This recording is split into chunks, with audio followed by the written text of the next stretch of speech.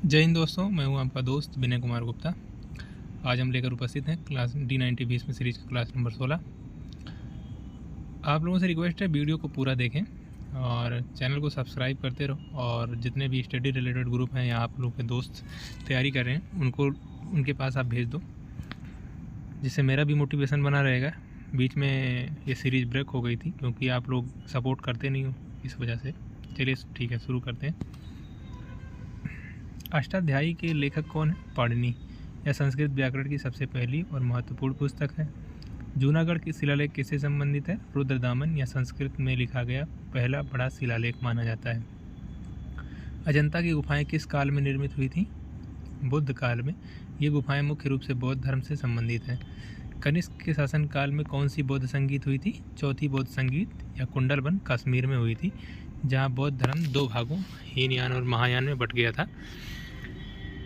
ये चीज़ें याद रखना है पक्का। 100% यहाँ से क्वेश्चन फंसेंगे ही फंसेंगे। जो लोग भरोसा कर रहे हो उनके लिए दिल से थैंक यू। और भी लोगों को शेयर करो, कोशिश करो कि ज़्यादा से ज़्यादा बड़ी फैमिली है तो मज़ा आता है पढ़ाने में। हड़प्पा सभ्यता में कांस्य नर्तकी की मूर्ति कहाँ मिली थी? मोहनजोदड़ो में। सिंधु घाटी सभ्यता का बंदरगाह नगर कौन सा था? लुथर। या वर्तमान गुजरात में भोगवा नदी के तट पर ही, याद रखना ये। किस वेद को भारतीय संगीत का जनक कहा जाता है? सामवेद को कहा जाता है। इसमें मुख्य रूप से यज्ञों के समय गाए जाने वाले मंत्रों का संग्रह है। प्रयाग प्रशस्ति के लेखक कौन थे? हरिसेन। इसमें गुप्त सम्राट समुद्रगुप्त के विजयों का वर्णन है। तीसरी बौद्ध संगीत किसके शासनकाल में हुई थी? अशोक। यह पाटलिपुत्र में मोगलपुत्र की अध्यक्षता में हुई थी। हड़प्पा सभ्यता में विशाल स्नानागार कहाँ पाया गया था? मोहनजोदड़ो। यह सिंधु घाटी सभ्यता की सबसे महत्वपूर्ण सार्वजनिक संरचना मानी जाती है। विक्रमशिला विश्वविद्यालय की स्थापना किस महान शासक ने की थी? धर्मपाल नाम था उनका, पाल वंश से संबंधित थे। अच्छा, आप लोग को ये याद होगा कि बौद्ध संगीतियाँ कब कब किसके शासनकाल में हुई थी? अगर नहीं याद है तो नोट कर लीजिए या याद सुन लीजिए। सबसे पहले हुई थी उदयन के शासनकाल में, फिर अशोक के शासनकाल में हुई थी कालाशोक, फिर कालाशोक के शासनकाल में हुई थी, और उसके बाद कनिष्क के शासनकाल में हुई थी। याद रखने वाली बात है, कनिष्क के शासनकाल में। तो उदयन, अशोक, कालाशोक और कनिष्क के शासनकाल में। दिल्ली सल्तनत की पहली महिला शासिका कौन थी? राजिया सुल्तान। वह इल्तुतमिश की पुत्री थी और 1236 से 1240 तक शासन किया। बाजार नियंत्रण किस सुल्तान ने लागू किया था? अलाउद्दीन खिलजी। वस्तुओं की कीमत तय करने के लिए उसने सहना ए मंडी की नियुक्ति की थी। याद रखना, सहना ए मंडी। क्या नाम था? सहना ए मंडी। ठीक है। पानीपत का प्रथम युद्ध 1526 में किसके बीच में लड़ा गया था? तो बाबर और इब्राहिम लोदी ने। इस युद्ध में बाबर ने तुगलमा रणनीति का प्रयोग किया था। और पिछले लेक्चरों में हमने आपको बता रखा है कि बाबर ने कितने युद्ध लड़े थे और किस किस सन में किसके साथ लड़े थे। एक बार रिवीजन कर लीजिए, सुन लीजिए, केवल लिखूंगा नहीं। 1526 में बाबर और इब्राहिम लोदी। 1527 में खानवा में राणा संग्राम सिंह या राणा सांगा के साथ। 1528 में चंदेरी के राजपूत जो थे, उनका राजपूत राजा का नाम था मेदिनी राय। और 1529 में घाघरा के अफगान सरदारों को हराया था इसने। ठीक है।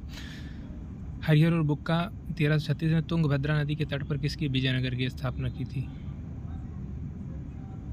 ठीक है, ये विजयनगर के साम्राज्य की स्थापना किसने की थी? हरिहर और बुक्का ने तुंगभद्रा नदी के तट पर इसने की थी। दीन इलाही धर्म का शुरुआत किसने की थी? अकबर। उसका उद्देश्य सभी धर्मों को भी सामंजस्य स्थापित करना था। तराइन का द्वितीय युद्ध 1192। मोहम्मद गौरी ने पृथ्वीराज चौहान को हरा दिया था। अच्छा, प्रथम युद्ध क्या हुआ था? 1191 में हुआ था, जिसमें पृथ्वीराज चौहान विजयी रहे थे। खानवा का युद्ध 1527। बाबर ने राणा सांगा को पराजित किया। चौसा का युद्ध 1547। शेरशाह सूरी ने हुमायूं को हराया। हल्दी घाटी का युद्ध 1576। अकबर के सेनापति मान सिंह और महाराणा प्रताप के बीच में। याद रखना, हल्दी घाटी का युद्ध अनिर्णित था। इसमें कभी आप ये मत मानिए कि महाराणा प्रताप हार गए थे। उन्होंने कभी आत्मसमर्पण नहीं किया था। कुतुब मीनार कुतुबुद्दीन ऐबक ने शुरू करवाया, इल्तुतमिश ने पूरा करवाया। बुलंद दरवाज़ा अकबर ने अपनी गुजरात विजय की याद में बनवाया था। 2.5 दिन का झोपड़ा अजमेर में कुतुबुद्दीन ऐबक द्वारा निर्मित करवाया गया था। अच्छा, कुछ इंपॉर्टेंट शब्द हैं, इसको भी याद रखना है आपको। अगर आप लोगों का सपोर्ट करेंगे तो एक वीडियो में लेकर आऊँगा मोहम्मद गौरी और पृथ्वीराज चौहान के बीच का, जो पृथ्वीराज रासो और भी कई साक्ष्यों पर आधारित रहेंगे, इनमें कैसे कैसे क्या क्या हुआ था। इकता ज़मीन का वह टुकड़ा जो सैनिकों अधिकारियों को वेतन के बदले दिया जाता है। जजिया किसे कहते थे? गैर मुस्लिमों पर लगाया जाने वाला सुरक्षा कर। सुरक्षा कर मतलब कि ये ऐसे कर लगाया जाता था जो धार्मिक सुरक्षा देने के लिए के नाम पर ही कर लिया जाता था। मनसबदारी मुगलों के प्रशासनिक और सैन्य प्रणाली को क्या कहा जाता था? मनसबदारी कहा जाता था। भारतीय राष्ट्रीय कांग्रेस की प्रथम महिला अध्यक्ष कौन थी? Annie Besant. 1917 के कलकत्ता अधिवेशन में प्रथम भारतीय महिला सरोजिनी नायडू थी। स्वराज मेरा जन्म सिद्ध अधिकार है, यह नारा किसने दिया था? बाल गंगाधर तिलक। उन्होंने केसरी और मराठा समाचार पत्र भी शुरू किए थे। जलियांवाला बाग हत्याकांड कब हुआ था? 13 अप्रैल 1919। जनरल डायर के आदेश पर अमृतसर में निहत्थे लोगों पर गोलियां चलाई गई थी, याद रखना ही। हमारे यहाँ ऐसे कितने ही जलियांवाला बाग हुए हैं, कभी जिक्र करेंगे। एक नहीं हुए हैं, बहुत सारे हुए हैं। कहीं अलाउद्दीन खिलजी ने चित्तौड़ के राणा रतन सिंह के पर हमला करके पूरा वहाँ पर कितने हजारों रानियों ने जोहर कर लिया। अकबर ने चित्तौड़ पे हमला किया तो जीतने के पश्चात वहाँ भी कत्लेआम मचा दिया था। ऐसे बहुत सारे हुई थी। फॉरवर्ड ब्लॉक की स्थापना किसने की थी? सुभाष चंद्र बोस 1939। लॉर्ड डलहौजी व्यक्तिगत सिद्धांत डॉक्ट्रिन ऑफ लैप्स। और भारत में पहली रेलवे लाइन 1853 में लॉर्ड डलहौजी के शासनकाल में चली थी। लॉर्ड कर्जन 1905 का बंगाल विभाजन। लॉर्ड रिपन, इन्हें भारत में स्थानीय स्वशासन का जनक कहा जाता है। लॉर्ड माउंटबेटन भारत के अंतिम वायसराय और स्वतंत्र भारत के पहले गवर्नर जनरल, याद रखना। चंपारण सत्याग्रह 1917 में गांधी जी का भारत का पहला सफल सत्याग्रह नील की खेती के विरुद्ध। असहयोग आंदोलन 1920 से 22। चौरी चौरा की घटना के बाद इसे स्थगित कर दिया गया। सविनय अवज्ञा आंदोलन 1930, इसकी शुरुआत दांडी मार्च नमक सत्याग्रह से हुई थी। भारत छोड़ो आंदोलन 1942, इसी दौरान गांधी जी ने करो या मरो का नारा दिया था। हिंद स्वराज महात्मा गांधी, अच्छा हिंद स्वराज ये किताब का नाम है, ठीक है, महात्मा गांधी ने लिखा था। Discovery of India Jawaharlal Nehru ने लिखा था। Unhappy India Lala Lajpat Rai. सत्यार्थ प्रकाश स्वामी दयानंद सरस्वती ने लिखा था। आप लोग देख रहे होंगे ऐसे ही क्वेश्चन आते हैं और 100% फंसा दूंगा, गारंटी है। कोई सा भी आप एग्ज़ाम की तैयारी कर रहे हो, आप तैयारी करो और हमारे वीडियो को ज़रूर ज़्यादा से ज़्यादा शेयर करो, ताकि सब सब्सक्राइबर बढ़ते हैं तो थोड़ा अच्छा लगता है, इसलिए पढ़ाने में मज़ा आता है। भारत की सबसे लंबी नदी गंगा, इसकी कुल लंबाई 25 किलोमीटर है। ये मैं बता चुका हूँ। क्षेत्रफल की दृष्टि से भारत का विश्व में कौन सा स्थान है? 7वां। पहले स्थान पे कौन है? रूस। सफ़ेद हाथियों का देश किसे कहा जाता है? थाईलैंड। यह अपनी प्राकृतिक सुंदरता और हाथियों के लिए प्रसिद्ध है। नथुला दर्रा भारत के किस राज्य में स्थित है? सिक्किम। यह दर्रा भारत और चीन के बीच व्यापारिक मार्ग के रूप में भी कार्य करता है। सौरमंडल का सबसे बड़ा ग्रह कौन सा है? बृहस्पति है। हिमालय की सबसे ऊंची चोटी, भारत में स्थित हिमालय की सबसे ऊंची चोटी कंचनजंगा सिक्किम में है, जबकि दुनिया की सबसे ऊंची चोटी माउंट एवरेस्ट नेपाल में है। कर्क रेखा, तो कर्क रेखा भारत के 8 राज्यों से होकर गुजरती है। गुजरात, राजस्थान, मध्य प्रदेश, छत्तीसगढ़, झारखंड, पश्चिम बंगाल, त्रिपुरा और मिजोरम। ये याद रखना। ये थोड़ा सा मिस्टेक हो गया है, एक हीराकुंड बांध था, महानदी के ऊपर स्थित है उड़ीसा में। यह दुनिया के सबसे लंबे बांधों में से एक है। टिहरी बांध भागीरथी नदी पर, यह भारत के सबसे ऊंचा बांध है। दक्षिण की गंगा गोदावरी नदी को कहा जाता है। दक्षिण की गंगा या वृद्ध गंगा कहा जाता है। आज लगता है वीडियो लंबा हो जाएगा। क्षोभ मंडल, मौसम संबंधी सभी घटनाएं जैसे बारिश इसी परत में होती है। समताप मंडल, ओजोन परत इसी में पाई जाती है और हवाई जहाज उड़ाने के लिए यह सबसे उपयुक्त है। भारतीय राज्य व्यवस्था में क्या है, आइए देखते हैं। भारतीय संविधान के किस भाग को भारत का मैग्ना कार्टा कहा जाता है? भाग 3, अनुच्छेद 12 से 35 तक। राष्ट्रपति शासन किस राज्य में राष्ट्रपति शासन संविधान के किस अनुच्छेद के तहत लगाया जाता है? अनुच्छेद 356 के तहत। भारत में त्रिस्तरीय पंचायती राज व्यवस्था को सिफारिश किस समिति ने की थी? बलवंत राय मेहता समिति ने 1957 में की थी। संवैधानिक संशोधन विशेष रूप से 42वां, 44वां और 73वां, 101वां GST। 101वां का कौन सा है? GST याद कर लीजिए। 42वां क्या है? मिनी कॉन्स्टिट्यूशन के। ठीक है, तो याद रखना। संसदीय समितियां लोकलेखा समिति और प्राक्कलन समिति दो होती हैं। आपातकालीन प्रावधान 352, 356 और 360। न्यायपालिका सर्वोच्च न्यायालय और उच्च न्यायालय की शक्तियाँ, विशेषकर रिट अधिकारिता। भारतीय संविधान की आत्मा किसे कहा जाता है? संवैधानिक उपचारों का अधिकार, अनुच्छेद 32। डॉक्टर BR अम्बेडकर ने इसे संविधान की हृदय और आत्मा कहा है। भारत के राष्ट्रपति के पद को शपथ कौन दिलाता है? भारत के मुख्य न्यायाधीश CJI। उनकी अनुपस्थिति में सर्वोच्च न्यायालय के वरिष्ठतम न्यायाधीश शपथ दिलाते हैं। शिक्षा का अधिकार किस अनुच्छेद के तहत मौलिक अधिकार है? अनुच्छेद 21 है। इसे 86वें संविधान संशोधन 2002 द्वारा जोड़ा गया। राज्यसभा के सदस्यों का कार्यकाल कितने वर्ष का होता है? 6 वर्ष। यह एक अस्थायी सदन है। इसके यह 1/3 सदस्य हर 2 साल में सेवानिवृत्त होते रहते हैं। संविधान सभा की सबसे पहली बैठक कब हुई थी? 9 दिसंबर 1946। एकदम हॉटेड क्वेश्चन है, समझ लो, गर्म क्वेश्चन। संयुक्त बैठक, संसद के दोनों सदनों की संयुक्त बैठक की अध्यक्षता कौन करता है? लोकसभा अध्यक्ष। अच्छा, बुलाता कौन है? राष्ट्रपति। किस अनुच्छेद के तहत? 108 अनुच्छेद के तहत। मौलिक कर्तव्य किस समिति की सिफारिश पर मौलिक कर्तव्य के संविधान में शामिल किया गया? स्वर्ण सिंह समिति। याद रखना, UPSI स्पेशल है, समझ लीजिए। ये भाग 4A और अनुच्छेद 51A में निहित है।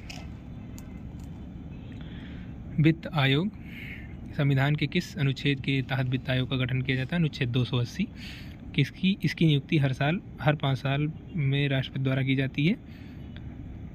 वित्त आयोग की, याद रखना, 5 साल में राष्ट्रपति द्वारा की जाती है वित्त आयोग की नियुक्ति। अनुसूचियाँ, विशेष रूप से 7वीं शक्तियों का बंटवारा, 10वीं दल बदल विरोधी कानून, 11वीं पंचायत स्थानीय सुशासन। अच्छा, ये पंचायत और स्थानीय सुशासन जो है 73वां संविधान संशोधन से, और 12वीं अनुसूची जो म्यूनसिपल कॉर्पोरेशन 74वां संविधान संशोधन से ऐड किया गया था। रिट अनुच्छेद 32 और अनुच्छेद 226 के तहत बंदी प्रत्यक्षीकरण, परमादेश और प्रतिषेध, और भी 2 और हैं। अब आप कमेंट करके बताओगे कि कौन है। चलिए आगे बढ़ते हैं। भारत में मुद्रास्फीति का मापन किस आधार पर होता है? उपभोक्ता मूल्य सूचकांक, CPI, जिसको कहते हैं। RBI अपनी मौद्रिक नीति के रूप में मुख्य रूप से CPI का प्रयोग करती है। गरीबी हटाओ का नारा किस पंचवर्षीय योजना में दिया गया था? पंचवर्षीय योजना इंदिरा गांधी के कार्यकाल में के दौरान यह नारा बहुत प्रसिद्ध हुआ था। भारत में विमुद्रीकरण हाल ही में कब हुआ था? 8 नवंबर 2016। इसके तहत 500 और 1000 के पुराने नोटों को बंद कर दिया गया था। नाबार्ड की स्थापना कब हुई थी? 12 जुलाई 1982। यह कृषि और ग्रामीण विकास के लिए भारत में मुद्रास्फीति का मापन किस आधार पर होता है? उपभोक्ता मूल्य सूचकांक। RBI अपनी मौद्रिक नीति के लिए मुख्य रूप से CPI का प्रयोग करती है। गरीबी हटाओ का नारा किस पंचवर्षीय योजना में दिया गया था? 5वीं पंचवर्षीय इंदिरा गांधी के शासनकाल में हुआ था। विमुद्रीकरण कब हुआ था? 8 नवंबर 2016 के 500 और 1000 के नोटों को बंद किया गया। नाबार्ड की स्थापना 12 जुलाई 1982 में कृषि और ग्रामीण विकास के लिए भारत का शीर्ष बैंक है। मेक इन इंडिया कार्यक्रम की शुरुआत कब की गई थी? सितंबर 2014। इसके उद्देश्य भारत का वैश्विक विनिर्माण केंद्र बनाना है। HDI इसे UNDP द्वारा जारी किया जाता है। इसके 3 घटक हैं: जीवन प्रत्याशा, शिक्षा और प्रति व्यक्ति आय। सेंसेक्स या बॉम्बे स्टॉक एक्सचेंज BSE का संवेदी सूचकांक है। निफ्टी क्या है? यह नेशनल स्टॉक एक्सचेंज NSE का सूचकांक है। CRR नकद आरक्षित अनुपात, बैंकों को अपनी कुल जमा का एक निश्चित हिस्सा RBI के पास नकद रूप में रखना होता है। SLR क्या है? वैधानिक तरलता अनुपात कहते हैं इसे। बैंकों का अपनी जमा का एक हिस्सा सोना, नकदी और सरकारी प्रतिभूतियों के रूप में अपने पास रखना होता है। बैंक रेट क्या होता है? वह दर जिस पर RBI वाणिज्यिक बैंकों को लंबी अवधि के लिए ऋण देती है, उसे बैंक रेट कहते हैं। आप लोग कमेंट करके बताओगे रेपो रेट और रिवर्स रेपो रेट क्या होता है। महत्वपूर्ण समितियां: नरसिम्हन समिति बैंकिंग सुधार के लिए, राजा चलैया समिति कर सुधार के लिए, सुरेश तेंदुलकर समिति गरीबी का आकलन करने के लिए, स्वामीनाथन समिति किसानों की स्थिति और न्यूनतम समर्थन मूल्य के लिए। सामान्य विज्ञान से कुछ क्वेश्चन इस प्रकार से हैं। विटामिन की कमी से होने वाला रोग, विटामिन ए रतौंधी, vitamin C scurvy, vitamin D rickets. Barometer से क्या मापा जाता है? वायुमंडल दबाव मापने के लिए। लैक्टोमीटर दूध की शुद्धता मापने के लिए। हाइग्रोमीटर वायुमंडल की आर्द्रता मापने के लिए। रक्त समूह ओ ग्रुप सर्वदाता और ए बी ग्रुप सर्वग्राही कहा जाता है। न्यूटन के नियम, क्रिया प्रतिक्रिया का नियम। तीसरा रॉकेट उड़ाने के का आधार है, याद रखना। ध्वनि की गति निर्वात में शून्य होती है या सबसे तेज ठोस में चलती है, याद रखना। ऊर्जा रूपांतरण डायनमो यांत्रिक ऊर्जा का विद्युत ऊर्जा में बदल देता है। शुद्ध जल का पीएच मान 7 होता है। रक्त का पीएच मान लगभग 7.4 हल्का क्षारीय होता है। ठीक है। मिश्र धातु पीतल, तांबा और जस्ता कॉपर प्लस जिंक का मिश्रण है। और शुष्क बर्फ किसे कहते हैं? ठोस कार्बन डाइऑक्साइड को कहते हैं। तो आज के लिए इतना ही, फिर मिलेंगे कल अगली क्लास में। और तब तक के लिए हंसते रहिए, मुस्कुराते रहिए और हमारे चैनल को सब्सक्राइब कीजिए। और जितने भी बच्चे पढ़ते हैं, तैयारी करते हैं, उनके पास शेयर कीजिए। जय हिंद।